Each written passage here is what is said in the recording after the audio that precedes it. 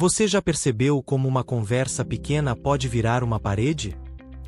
Às vezes, tudo começa com uma frase simples: você mudou o combinado. Do outro lado, vem a defesa imediata: não foi culpa minha. E, em poucos segundos, o problema deixa de ser a tarefa.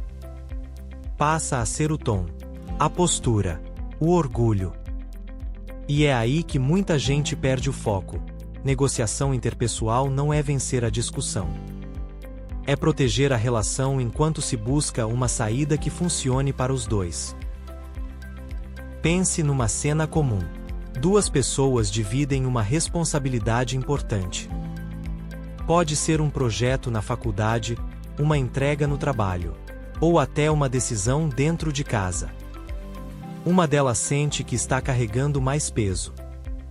A outra acredita que já fez o suficiente. No começo, ninguém quer brigar. Mas basta uma cobrança mal colocada, uma resposta atravessada, e o clima muda. O que era um desacordo vira tensão. O que era pressa vira mágoa. E o que era solução vira disputa.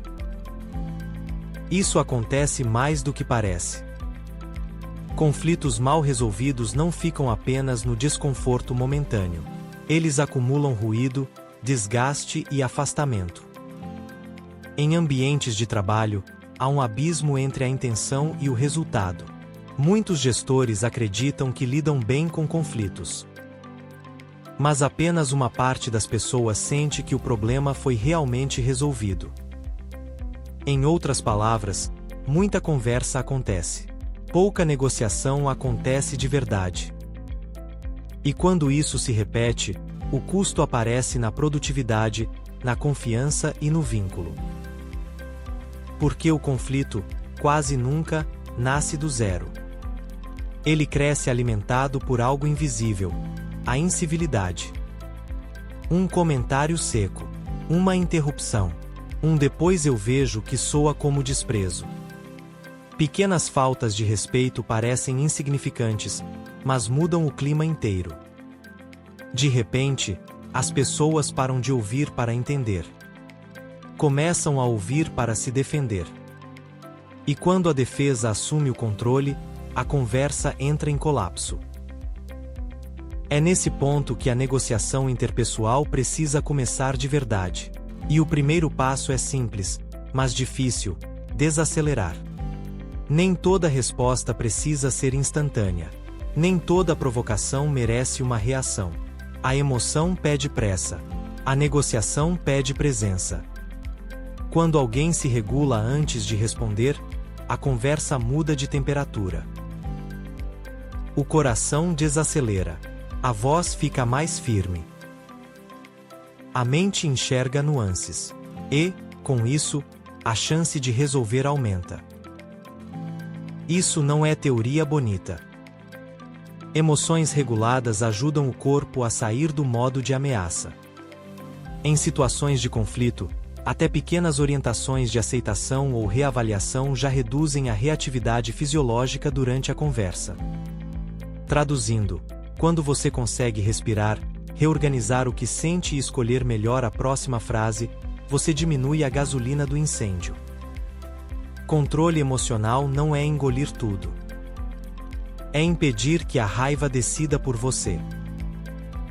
E a próxima frase importa muito. Em muitos conflitos, a linguagem define se a outra pessoa vai se abrir ou se fechar.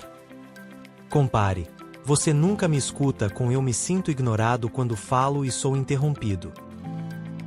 A primeira acusa. A segunda descreve. A primeira empurra para a defesa. A segunda abre uma porta. Parece uma troca pequena, mas ela muda o cérebro de quem ouve. Sai o ataque. Entra a possibilidade de diálogo. Há também uma forma ainda mais eficaz de falar. Com probabilidade, não com certeza absoluta. Em vez de dizer eu sei que você ficou bravo comigo, tente: minha impressão é que você ficou chateado por causa disso. Estou certo? Essa diferença convida a correção. Reduz a tensão. Mostra respeito pela experiência do outro.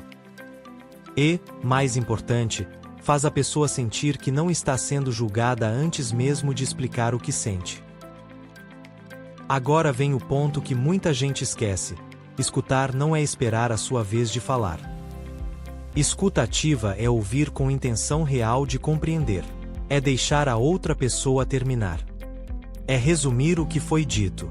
É perguntar antes de concluir. Mas a escuta, sozinha, não resolve tudo. Escutar sem propor nada é como abrir a porta e continuar parado no corredor. A virada acontece quando a escuta vira proposta concreta. Aqui entra a empatia. Empatia não é concordar com tudo. Não é dizer que o outro está certo. É reconhecer que a experiência dele existe, mesmo quando você vê diferente. Quando alguém se sente reconhecido, a necessidade de se defender diminui. E quando a defesa cai, a cooperação cresce. É por isso que relações fortes não são aquelas sem conflito. São aquelas em que o conflito não destrói a dignidade de ninguém. E isso vale para relações afetivas, familiares, acadêmicas e profissionais. Uma meta-análise recente mostrou que competência emocional se relaciona com melhor qualidade do vínculo. Isso faz sentido na prática. Quanto mais alguém consegue perceber emoções, nomeá-las e manejá-las, mais fácil fica negociar sem ferir. Mais fácil fica ceder em um ponto sem sentir que perdeu tudo.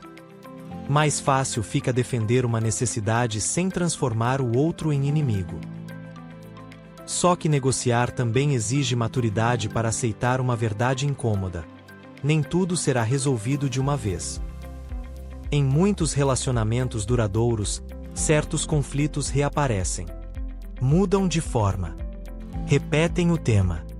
Voltaram porque tocam valores, rotina, expectativas. Então o objetivo não é eliminar toda discordância para sempre. O objetivo é aprender a conversar melhor quando ela voltar. Isso é o que preserva o vínculo.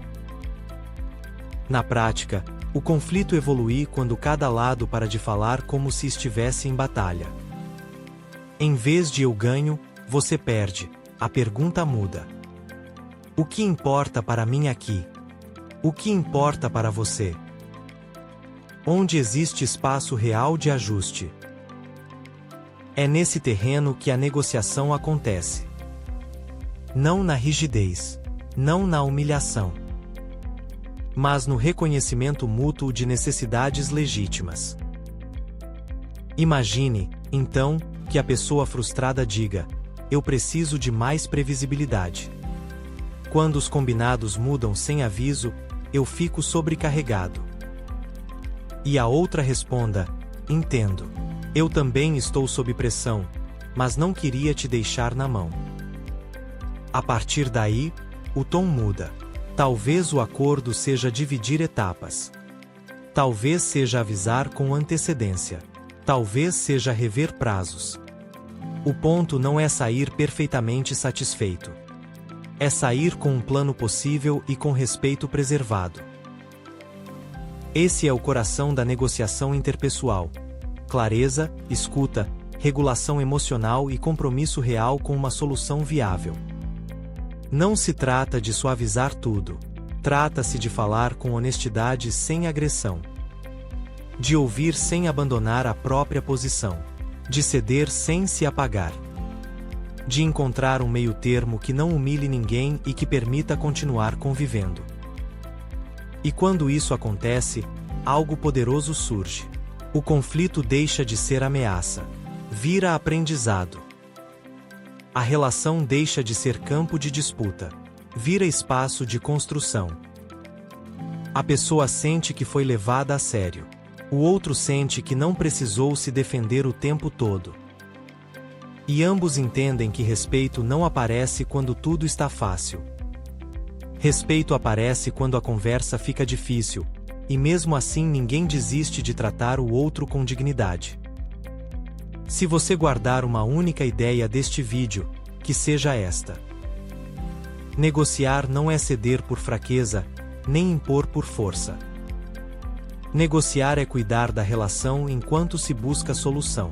É trocar ataque por clareza, pressa por escuta, orgulho por cooperação. E, muitas vezes, essa mudança simples evita que um pequeno conflito vire uma ruptura desnecessária. Na próxima tensão, tente isto: 10 minutos de conversa, sem interrupção, sem acusação, com uma proposta concreta no final. Reavalie o acordo em 24 horas.